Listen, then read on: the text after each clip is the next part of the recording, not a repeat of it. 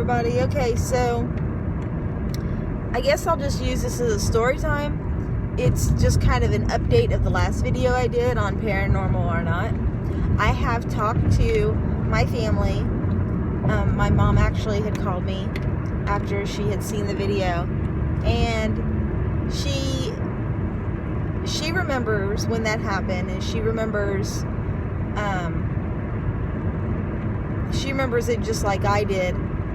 And she said the only thing that I didn't realize was at the time there was some paranormal things going on at that house, but she did not say anything or let us know because she didn't want to scare us with us being kids. And she said just 8 months before that had happened, she was seeing shadow men in her kitchen, and it startled her to the point that she had sent us kids down to get our dad. He was visiting with a friend at the bar, and being kids, you know, obviously we're not allowed in bars, but it scared her enough that she sent us down there to go get him.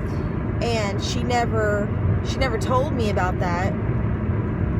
And when I had talked to one of my brothers, one of the ones that was laying on the floor, he said that he remembers talking to his older brother about that.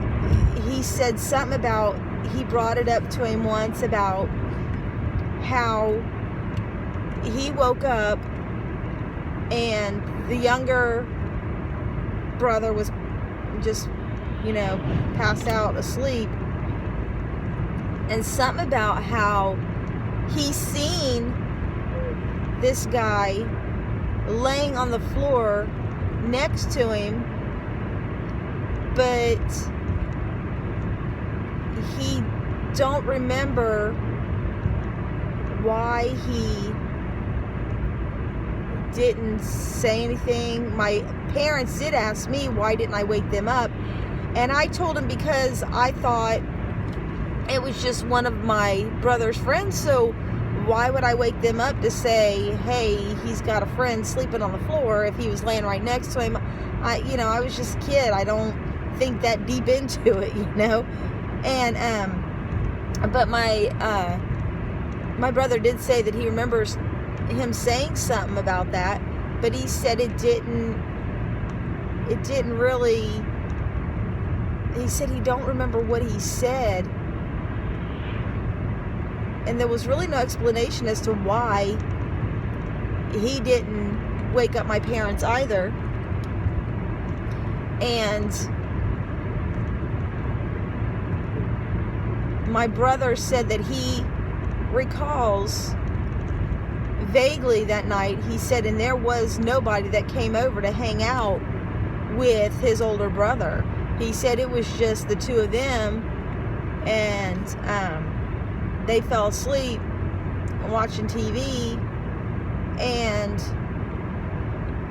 you know, they never really explained why they were on the floor, because there was couches, so you know, that also doesn't make sense. And I didn't ask him about that part, but